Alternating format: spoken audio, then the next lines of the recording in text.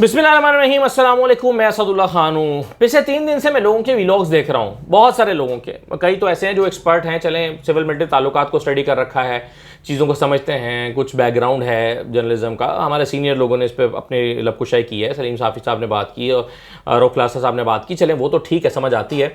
लेकिन कई ऐसे लोग जिनको बेचारों को पाकिस्तान में सिविल मिलिट्री ताल्लुकात का बैकग्राउंड पता ही नहीं है, ना उन्होंने पढ़ा है, ना वो जानते हैं, और तासुर वो ये देने की कोशिश कर रहे हैं अपनी ट्वीट्स में, अपने वीलॉग्स में कि जनाब ऐसी गड़बड़ हो गई है, ऐसे हालात ख़राब हो गए हैं कि कोई एक तो गया ही गया। अच्छा, इसमें 2 तरह के लोग हैं जो इस तरह के नैरेटिव बना रहे हैं। एक वो जिनको पता नहीं है, जिन्होंने पढ़ा नहीं है, और एक वो जो बदयानत हैं, यानी पता है, तजर्बा है, जानते हैं सारा कुछ, बैकग्राउंड पता है पाकिस्तान में कि ताल्लुकात कब ख़राब होते हैं, कैसे ख़राब होते हैं, और किस नौयत और किस सतह के ख़राब होते हैं तो तब्दीली आती है, सब पता है, लेकिन जानबूझ के हाइप दे रहे हैं क्योंकि बदयांती है। मैं नाम नहीं लेता, आपको पता है मैं किनकी बात कर रहा हूं।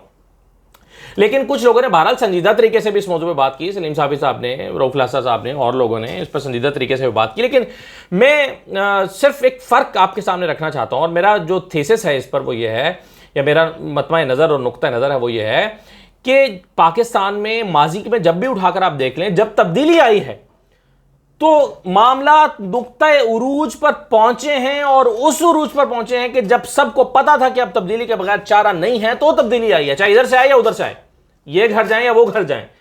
सिवाय 2 वाकयात के, मुझे पाकिस्तान की तारीख में 2 ऐसे वाकयात, मेरी दानिस्त में, मेरे तज्जिए में मुझे ऐसे 2 वाकयात लगते हैं कि जब मुझे लगता है कि नहीं, अभी मामला नुक्ता उरूज पर नहीं पहुंचे थे और उनको जो है वो घर भेज दिया गया। एक मुझे लगता है जहांगीर रहमत वाले साहब वाले मामले में, और एक मुझे लगता है जनरल गुल हसन वाले मामले में।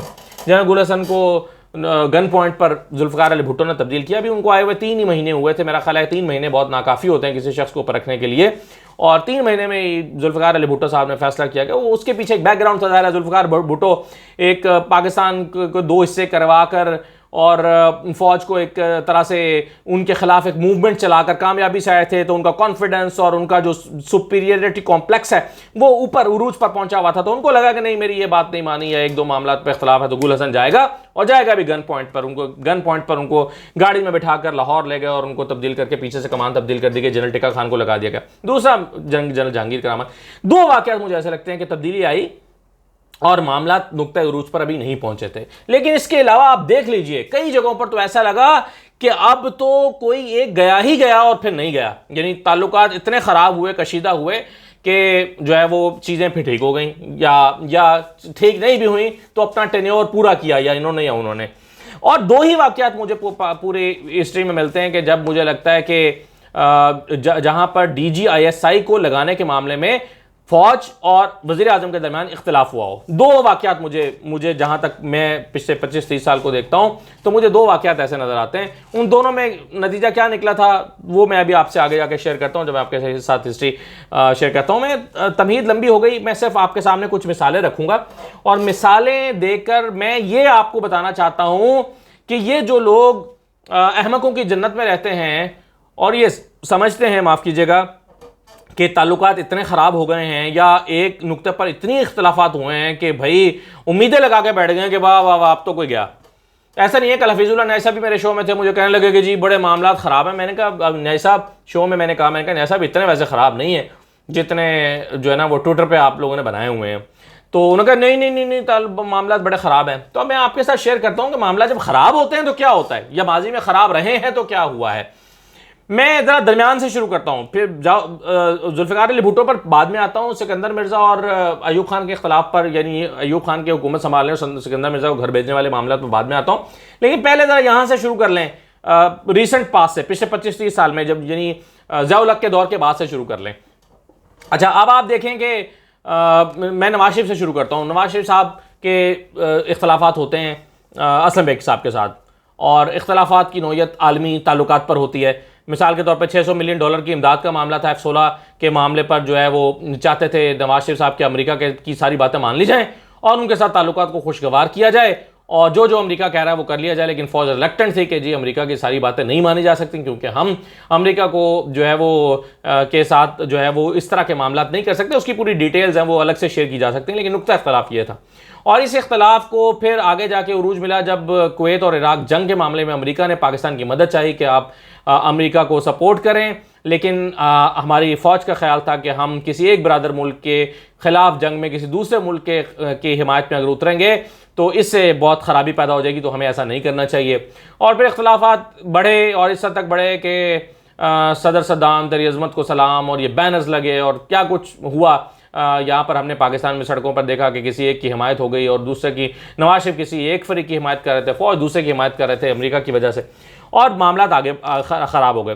फिर हमने देखा कि असलम बेग साहब के साथ, हालांकि असलम बेग साहब को का बैकग्राउंड आपको याद रहे कि असलम बेग नवाज शरीफ को लेकर आए थे सियासत में, और उन्होंने असद दुरानी को ISA चीफ ही इसलिए बनाया था कि इनकी राह हमवार की जाए। और असद दुरानी जो हैं वो जानते हैं आप कि उन्होंने फिर मेहरान बैंक स्कैंडल और पूरा वो किस तरह से फंड्स तकसीम किए थे IJI को सपोर्ट करने के लिए, और नवाज शरीफ साहब को इक़्तिदार में लाया गया था। अच्छा, अब इन्हीं असलम बेग के साथ नवाज शरीफ के इख्तलाफ हो रहे हैं, और इख्तलाफात हो रहे हैं तो आगे जाकर जब इन्होंने जाना था तो एक और इख्तलाफ हो गया। अब असलम बेग चाहते थे कि जी हमीद गुल को आर्मी चीफ लगाया जाए, लेकिन नवाज शरीफ साहब जो हैं वो चाहते थे जनरल शमीम आलम को लगाया जाए। और इस इख्तलाफ ये इतना बड़ा कि फिर सदर ने अब फैसला कर दिया, उनका नहीं, इन दोनों को नहीं लगाते और आसिफ नवाज जंजुआ को लगा देते हैं। आसिफ नवाज जंजुआ को लगा दिया गया। बहरहाल नहायत नाखुशगवार अंदाज में असलम बेग साहब अपनी मुद्दत पूरी करके गए, लेकिन मुद्दत पूरी करके गए, मैं आपको कहना ये चाह रहा हूँ कि इख्तलाफात 4-5 किस्म के उनसे हुए और कई इख्तलाफात हुए, लेकिन इसके बावजूद नवाज शरीफ भी बरकरार रहे, असलम बेग भी बरकरार रहे। आगे चलिए, जनरल आसिफ नवाज जंजुआ, बहुत शदीद ताल्लुकात ख़राब हुए नवाज शरीफ के, और उसकी कई वजूहात थी। और यहाँ तक कि आप जानते हैं, वो मैं तफसील में नहीं जाता, कि BMWs देने का उन्होंने कहा कि जी BMW उन्होंने वापस कर दी, इस पर लड़ाई हुई। नवाज शरीफ साहब की एक मैं आपको खसलत बताऊं जो करीबी लोग जानते हैं, वो कहते हैं कि जो शख्स नवाज शरीफ से रिश्वत नहीं लेता और ईमानदार भी है, वो उसके बारे में वो कभी उनकी गुड्स बुक्स में नहीं आता। मिसाल के तौर पर एक सहाफ़ी है, वो सहाफ़ी उनकी हिमायत करता है और उसूल की बुनियाद पर करता है, तो वो चाहते हैं कि उसकी कुछ खिदमत की जाए। वो कहता है नहीं नहीं नहीं, मैं तो उसूली तौर पर आपका मौक़िफ़ करता हूँ, मैं आपको नज़रियाती तौर पर सपोर्ट करता हूँ, मैं इसलिए नहीं करता, मैं आपसे पैसे नहीं लूँगा। तो वो सहाफ़ी कभी नवाज शरीफ की गुड बुक्स में नहीं आ सकता, क्योंकि वो जो है वो सपोर्ट तो कर रहा है बेशक, लेकिन ख़रीदा हुआ माल नहीं है। तो ये उनकी के करीबी लोग उनके बारे में ये बताते हैं कि उनकी तबीयत और नेचर इस किस्म की है।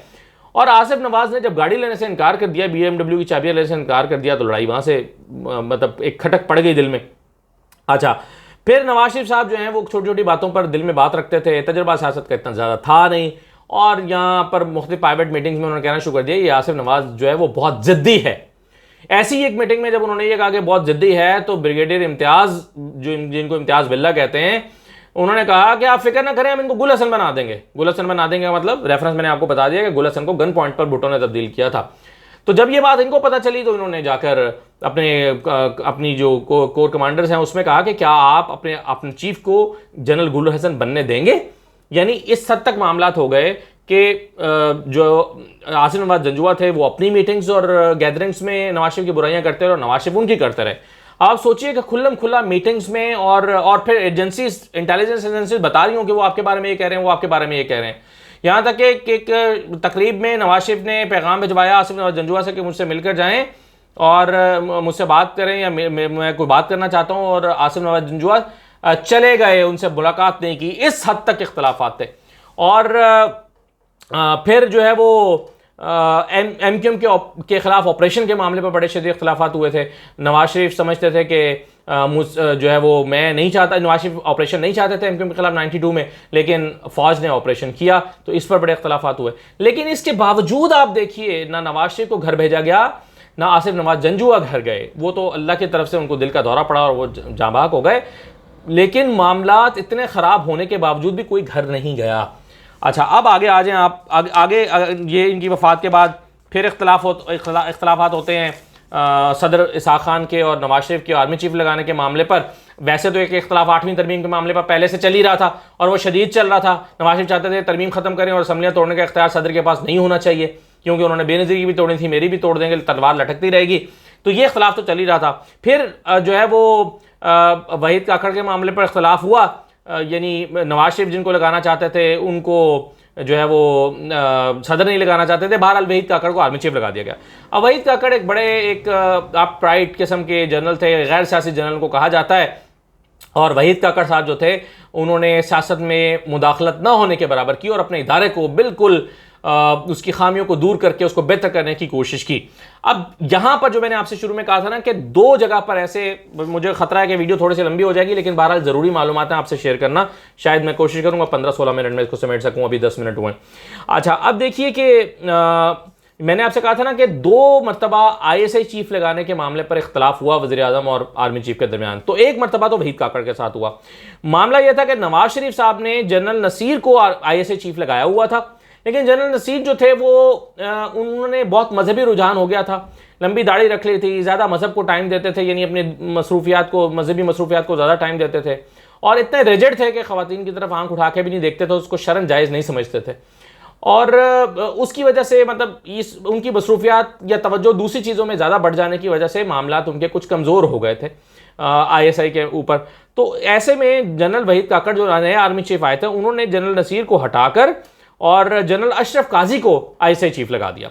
अब इस पर जो है वो इख्तलाफ हुआ, नवाज शरीफ को बड़ी रंजिश हुई कि मेरे लगाए हुए आर्मी चीफ को आपने लगाया है और फिर जो हटाया है और जो दूसरा लगाया है वो आपने मुझसे कंसल्ट भी नहीं किया। लेकिन अगेन इस पर भी ऐसा इख्तलाफ नहीं हुआ कि नवाज शरीफ ये कहें कि जी आपने चूंकि ये किया तो या आप घर जाएं, या नवाज आर्मी चीफ कहें कि जी नवाज शरीफ साहब आप चूंकि इस पर दस्तखत नहीं करते तो आप घर जाएं। इख्तलाफ हुआ, लेकिन उससे कोई नाखुशगवार चीज नहीं निकली। अच्छा, क्योंकि इख्तलाफात मैंने पहले भी कहा कि होते हैं, इख्तलाफात तो हो जाते हैं, इसका मतलब हरगिज ये नहीं है कि अब चूंकि इख्तलाफ हो गया तो अब जिद का मसला है, या तुम जाओगे या मैं जाऊंगा, तो ऐसा नहीं होता। और पाकिस्तान जैसी रियासतों में जहां पर ये कोई ऐसी बनाना रिपब्लिक या कोई अफ्रीका की कोई छोटी सी ऐसी रियासत नहीं है जहां पर कोई कुछ भी हो जाए किसी को फर्क नहीं पड़ता, पूरी दुनिया की नजरें पाकिस्तान के मामले पर होती हैं, तो इतना इमेच्योर डिसीजन कोई नहीं करता यहां पर, न करने वाला है। अच्छा जी, अब आगे आ जाएं। नवाज शरीफ साहब को फिर यहां पर हुआ यह कि नवाज शरीफ को घर भिजवाया 8वीं तरमीम की लड़ाई में सदर इसहाक खान ने, असम्बलियां तोड़ दी, फिर अदालत ने उनको जो है वो वापस बुला लिया। अब जब उन्होंने अदालत ने उनको जो है वो उनकी हुकूमत को बहाल कर दिया, तो नवाज शरीफ साहब ने फिर तकरीरें शुरू कर दी सदर इसहाक खान के खिलाफ और कहा कि जी ये मुझे हुकूमत नहीं करने दे रहे, मेरे चलने नहीं दे रहे, ओपन फोरम्स पे, यानी मीडिया पर आकर प्रेस कॉन्फ्रेंस शुरू कर दी, तकरीरें शुरू कर दी। तो ऐसी सूरत हाल खराब हुई पाकिस्तान में सियासत की कि फिर आर्मी को इंटरवीन करना पड़ा और फिर दोनों को घर भेजा गया कि आप भी जाएं, सदर भी जाएं अपने इख्तियारात समेत। तो यहां पर आकर उन्होंने इंटरवीन किया था, और तब किया था जब मामला इस हद तक खराब हो गए थे कि एक दफा असम्बलियां तोड़ी जा चुकी थी, अदालत दोबारा बहाल कर चुकी थी और लड़ाई थमने का नाम नहीं ले रही थी, यानी बॉइलिंग पॉइंट, नुक्ता उरूज आ चुका था। तो फिर आर्मी चीफ ने इनको घर भेजा, लेकिन उन्होंने दोबारा इंतखाबात करने का ऐलान किया और दोबारा इंतखाबात हुए, जिसके नतीजे में बेनज़ीर जो है वो वापस आ गई। अब ये जो लड़ाई चल रही थी उसमें इसहाक खान ने बेनज़ीर के साथ राब्ते बहाल कर लिए थे, उस पर भी इसकी बहुत डिटेल्स हैं फिर के नवाज शरीफ को क्या क्या तकलीफ थी, क्या क्या प्रॉब्लम्स थे और क्यों उन्होंने सदर इसहाक खान के खिलाफ तकरीरें की थी। वो एक नुकता नहीं था, बहुत सारी चीज़ें थी। अच्छा, फिर जो है वो जनरल वहीद काकड़ साहब ने इनको घर भेजा और घर भेजने के बाद दोबारा इंतखाबात हुए। अब नवाज शरीफ को अभी भी वो शिकवा करते हैं कि जी मैं एक इलेक्टेड प्राइम मिनिस्टर था, मुझे क्यों जनरल वहीद काकड़ ने घर भेजा था। तो वो आज भी कहते हैं, हालांकि जनरल वहीद काकड़ को समझा जाता है कि वो गैर सियासी शख्स थे और उन्होंने फौज को उसको बहुत प्रोफेशनल इदारा बनाने में अपना पूरा भरपूर किरदार अदा किया, मजीद उसमें प्रोफेशनलिज्म लाने में।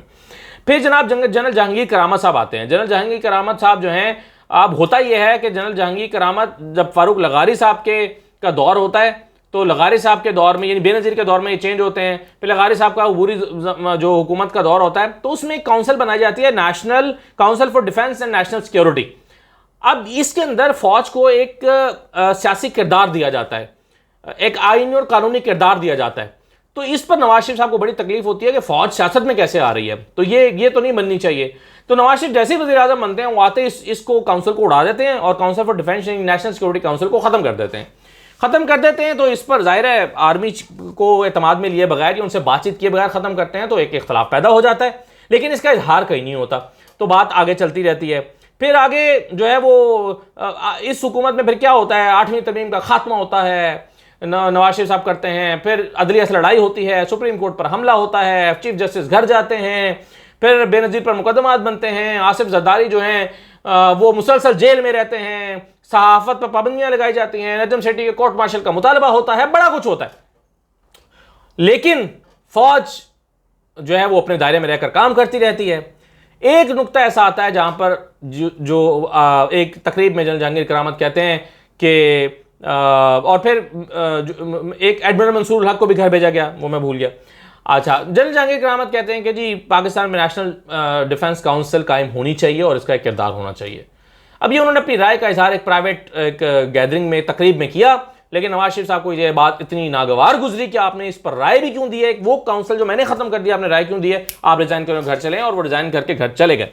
यहां पर भी हम सब लोगों का इत्तफाक है, इस पर बहुत सारे लोगों का और मेरा भी, मैं भी यही कहता हूं कि मामला नुक्ता उरूज पर नहीं पहुंचे थे। ये दूसरी मर्तबा था कि किसी आर्मी चीफ को, यानी पहले भुट्टो ने भेजा था और अब ये कि नुक्ता उरूज पर पहुंचे बगैर आर्मी चीफ को घर भेज दिया गया हो, यानी मामूली बात पर। तो ये दो पाकिस्तान की तारीख में ऐसे वाकयात मिलते हैं, वरना खराबियां इस नौयत की होती हैं कि चीज़ें जो है वो यानी उस नुक्ता उरूज पर पहुंचते हैं तो चीज़ें ख़राब होती हैं। अब परवेज़ मुशर्रफ ही की मिसाल ले लें, परवेज़ मुशर्रफ के साथ क्या कुछ नहीं हुआ, लड़ाई शुरू हो जाती है, परवेज़ मुशर्रफ आते ही तकर्रुर तबादले करते हैं, 10 कोर कमांडर लगाते हैं, जो है वो CGS चेंज करते हैं, chief of general staff, DGMO change करते हैं, कोर कमांडर चेंज करते हैं। तो वहीं पर नवाज शरीफ को मसला शुरू हो जाता है कि भैया आपने तकर्रुर तबादले में मुझसे न पूछ रहे हैं, क्या कर के रहे हैं आप। हालांकि उनका ख्याल था कि भाई ये मेरा इस्तेहकाक है, ये मैं कर रहा हूं, लेकिन वहां से मसला शुरू हो गया।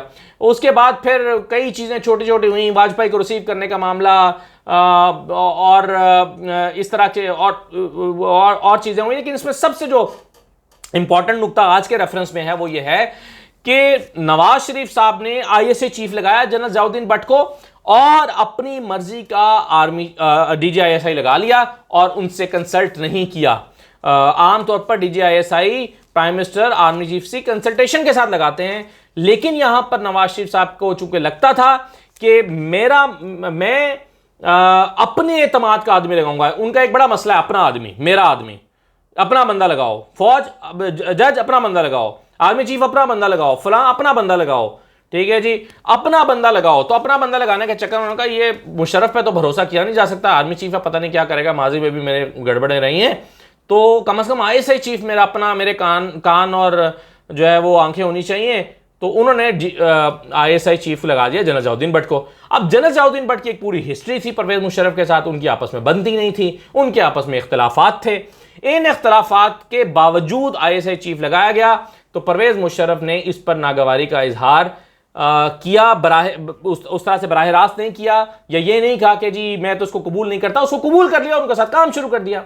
यानी 2 मरतबा मैंने आपको बताया कि मेरे मालूमात के मुताबिक ISI चीफ लगाने में इख्तलाफात हुए। एक मैंने आपको बताया था कि जब अशरफ काजी को लगाया गया था, और दूसरा ये जो यहां पर लगाया गया था, तब आर्मी चीफ ने अपनी मर्जी का लगा लिया था और यहां पर नवाज शरीफ ने अपनी मर्जी का लगाया।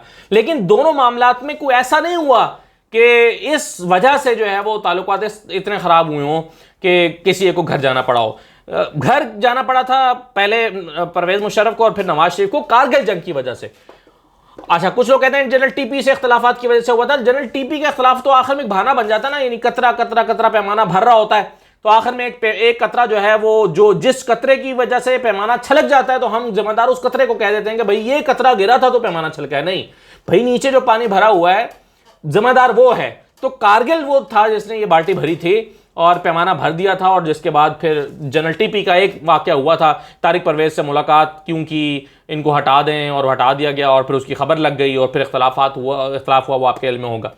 लेकिन असल में कहानी जो है वो पहुंची थी कारगिल पे, और कारगिल के बाद भी ये नहीं होना था अगर मामला को समझदारी से संभाल लिया जाता। वो फिर नवाज शरीफ अमेरिका गए, फिर वहाँ पे प्रेस कॉन्फ्रेंस की, फिर यहाँ आकर की, फिर वो चीज़ें इतनी ख़राब होती गई कि और फिर नवाज शरीफ ने उनको हटाया।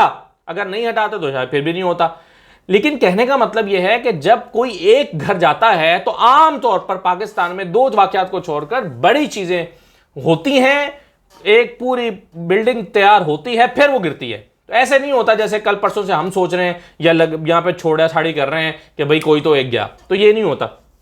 अच्छा, अब जनाब आप आ जाएं इसके बाद वाले वाक़यात पर। फिर नवाज शरीफ साहब दोबारा बनते हैं, जनरल रहीस शरीफ के साथ भी इख्तलाफात होते हैं, अशफाक परवेज़ कियानी के साथ भी होते हैं, लेकिन ना अशफाक परवेज़ कियानी घर जाते हैं, ना जनरल रहीस शरीफ घर जाते हैं, ना नवाज शरीफ को घर भेजा जाता है।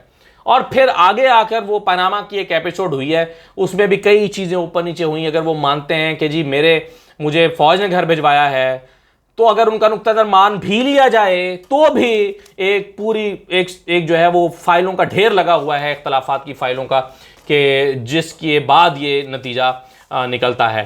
तो कहने का मतलब ये है। और फिर आप अगर माजी की बात करें, उसका मैंने जिक्र नहीं किया था, अब लंबी हो गई है वीडियो, 20 मिनट की हो गई है, मेरा इतनी लंबी वीडियो नहीं करना चाहता था। लेकिन अगर आप उसको देखें कि जुल्फ़िकार भुट्टो साहब जो हैं वो क्यों चले गए, उनको क्यों घर भेजा गया, तो आपको पता है कि कई दफ़ा मामला को सीधा करने की कोशिश हुई। 4-5 महीने तक यहाँ पर लोगों को जिंदा जलाया जाता रहा, जो है वो एहतजाज होते रहे और मार धाड़ होती रही, बैंकों ने काम करना छोड़ दिया, स्टॉक मार्केट बैठ गई, पाकिस्तान की सालमियत को ख़तरात लाहिक हो गए थे और जावलक आए। जावलक को फिर भी नहीं आना चाहिए था, ये मैं इसको जस्टिफाई नहीं कर रहा, लेकिन कहने का मतलब ये है कि मामला नुक्ता उरूज पर पहुंचे थे तो कोई तब्दीली आई थी। और ऐसे ही जो है वो अयूब खान ने जब कूक किया था तो तब भी ऐसी एक हिस्ट्री थी, 7-8 साल लगे थे एक चीज़ को डेवलप होने में और फिर हुआ था। तो कहने का मतलब ये है कि ये जो 3 दिन से शोर शराबा मचा हुआ है कि जी काम बड़ा ख़राब है, बड़ी गड़बड़ है, बड़े जी ताल्लुकात ख़राब हो गए हैं, अब कोई एक गया, तो भाई एक चीज़ से जो है ना वो नतीजे नहीं निकलते। ये आप जहन में रखें, इख्तलाफात हो जाते हैं, होते हैं, और जब भी जो है वो मुख्तलिफ इदारे काम कर रहे होते हैं तो होते हैं, पाकिस्तान में तो बहुत होते हैं। लेकिन क्या हमेशा कोई एक इख्तलाफ के नतीजे में आप आस उम्मीद लगाएंगे कि इस आस के नतीजे में पाकिस्तान में कोई ऐसी बड़ी तब्दीली इन हालात में हो जाएगी कि जो पाकिस्तान में सूट ही नहीं करता? इन इंटरनेशनल जो क्राइसिस चल रहा है, बॉर्डर के इश्यूज़ हैं, 100 चीज़ें हैं, इंडिया नजर जमाए बैठा है, हाइब्रिड वॉरफेयर है, हमें कई किस्म की जंगों का सामना है। ऐसे में एक छोटी सी बात हो और उस छोटी सी बात से जो है वो आप समझें कि यहाँ पर जो है वो एक नई बहस छेड़ दीजिए और सारी एनर्जीज उसके ऊपर लगा दीजिए, तो भाई खाम खा की ख्वाहिशा दिल में मत पालें, मायूसी होगी। इजाज़त दीजिए।